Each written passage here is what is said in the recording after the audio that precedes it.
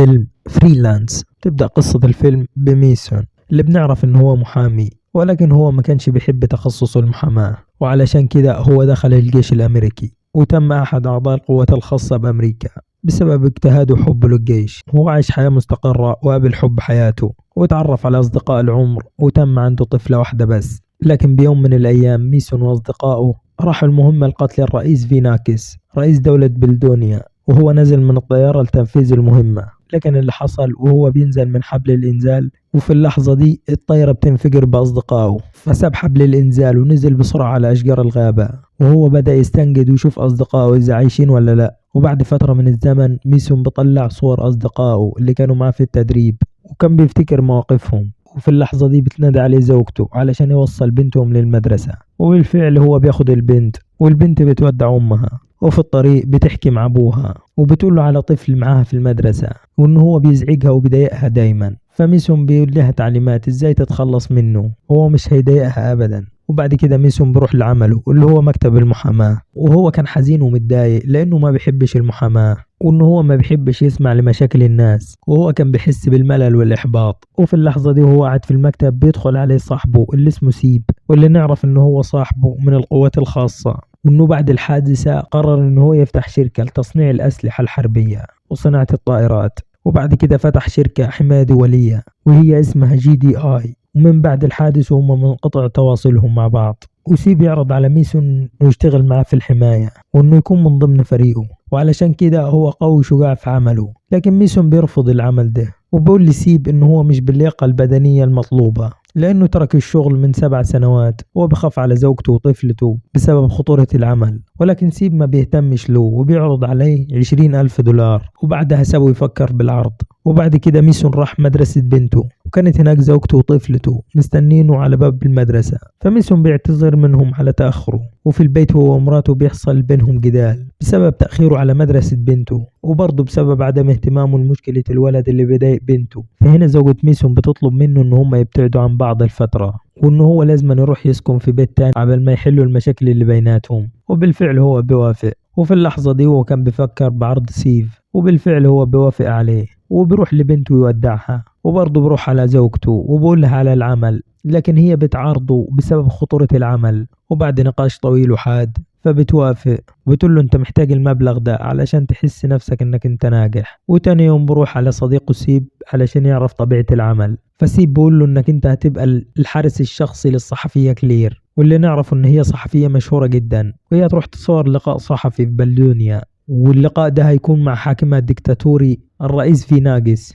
وهي كانت محتاجة للحماية القوية، وهي بتكون محتاجة للحماية القوية بسبب عدم الاستقرار في بلدونيا. وتاني يوم ميسون بيتوجه لبيت كلير علشان يسافروا للتصوير الصحفي، وبيكون ميسون منتظرها قدام البيت. لكن كلير بتطلع مستعجلة وهي بتتكلم بالتلفون وما كانتش منتبهة له. وبعد كده ميسون بروح وراها وبيعرفها بنفسه وانه هو الحارس الشخصي الجديد اللي هيحميها في سفرتها لبلدونيا. وهنا كلير وميسون بيسافروا سوا، وفي الطريق بيشوف ميسون لقاء صحفي لكلير، وكان بيضحك وبيستهزأ باللقاء. وكلير بتقول له اوعى تنسى انك انت بتشتغل عندي، بقول له اللي انت رايحه تعمليه ده خطر عليكي جدا. فهنا كلير بتقول له انت اوعى تتدخل بشغلي ابدا. وبعد كده ميسون وكلير بيوصلوا لبلدونيا، وفي المطار الرئيس فينكس بيستقبل كلير، وبعد كده الحرس الشخصي للرئيس بيفتش ميسون وبياخدوا منه سلاحه الشخصي. وبعد كده بيركبوا العربية، والرئيس بيقترح على كلير ان هو ياخدهم في رحلة في بلدونيا. هم في الطريق بيتعرضوا لهجوم على السيارة، وفي الهجوم ده بيموت كل حماية الرئيس. فميسون بيتدخل وبينقذ كلير والرئيس. وبعد كده الرئيس فينكس بيشكر ميسون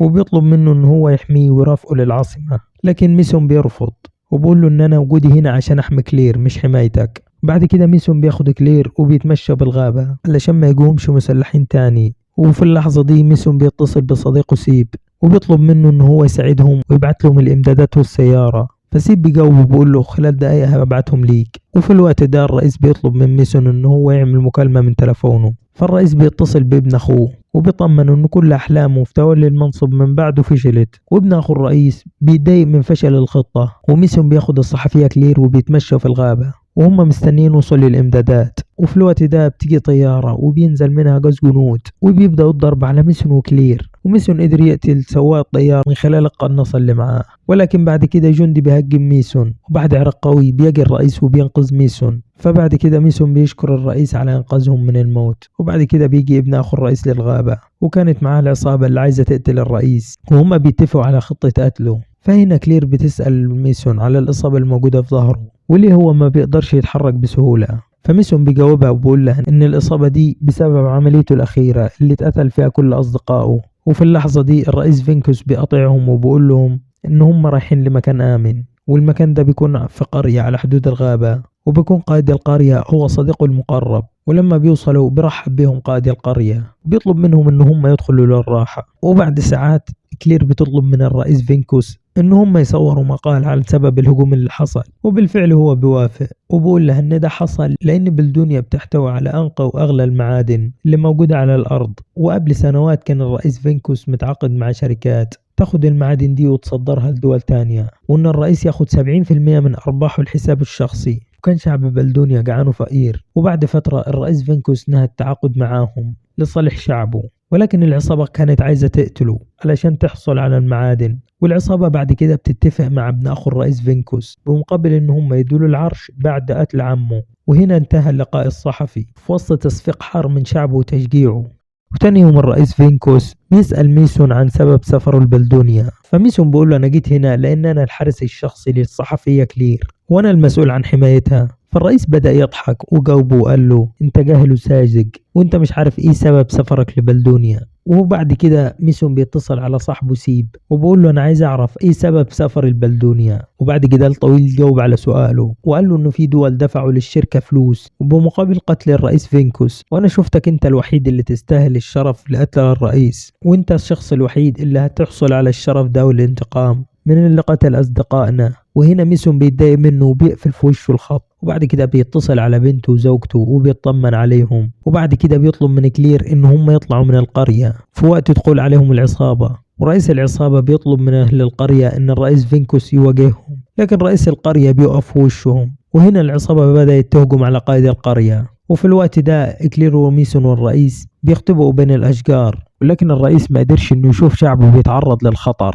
ومش يواجه العصابة. فكلير بتطلب من ميسون إنه هو يساعده. فميسون بيروح يركب خيل وبيطلب من كلير إنها تركب خيل هي كمان، وبيجري بياخد الرئيس فينكوس من وسط العصابة. وبالفعل قدروا إن هم يهربوا. وبعد كده العصابة بتجري وراهم، وهم بيجروا كلير بتقع من فوق الحصان وبتقدر العصابة تخطفها. فالرئيس فينكوس بيقول له إن هو هيقدر يحل كل الخلافات ويرجعها له سالمة، وبيطلب من ميسون إن هم يمشوا المكان آمن. وهم ماشيين في الغابة ميسون بيقول للرئيس فينكوس إنه عارف سبب سفره لبلدونيا، وبيقول له إن هم جابوني المكان ده عشان أقتلك. فالرئيس بيقول له إن هو يعرف كل حاجة، وبقول له إن هو مش السبب إن هو قتل أصدقائه وإن هو سقط الطيارة. وبقول له إن هو الحكومة الأمريكية والعصابة استعملوكم كأداة تخويف. ففي الوقت ده عرف ميسون إن ليه الرئيس فينكوس وافق على المقابلة الصحفية بعد 10 سنين، وهو وافق على المقابلة دي علشان يفضح الحكومة الأمريكية وتخطيط الدول لإجراء شركة النفط العالمية. فالرئيس قال لميسون إن كلامه صحيح، والرئيس طلب من ميسون إن هو يستخدم تليفونه